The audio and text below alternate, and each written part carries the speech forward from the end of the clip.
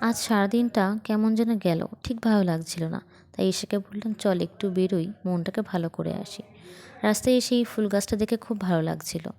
তারপর অটোতে উঠে চললাম শান্তির খোঁজে। আসলে আমার যখন মনটা ভালো থাকে না, তখন বেরিয়ে পড়ি।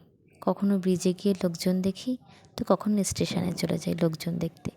কখনো নদীর ঘাটে গিয়ে বসে থাকি, তো কখনো শপিং মলে গিয়ে জামা কাপড় দেখি। জানি কিনবো না, তবুও ভালো লাগে দেখতে। শেষে রাস্তার পাশের টেস্টি টেস্টি কিছু খাবার খেয়ে মনটাকে ভালো করে নিই। তার মধ্যে ফুচকাটা মেন। আসলে ফুচকা খেতে কারই বা না ভালো লাগে। সন্ধ্যার এই আকাশটা দেখতে আমার খুব ভালো লাগে। কি সুন্দর লাগছে দেখুন বন্ধুরা। তারপর স্ট্রবেরি দেখলাম কম দামে বিক্রি হচ্ছে, তাই এক বক্স কিনে নিলাম। আসলে বাজার করতে কার না ভালো লাগে, তার উপর এত সুন্দর সুন্দর ফল থাকলে। আমার ফল কিনতে যেমন ভালো লাগে, তেমন খেতেও খুব ভালো লাগে।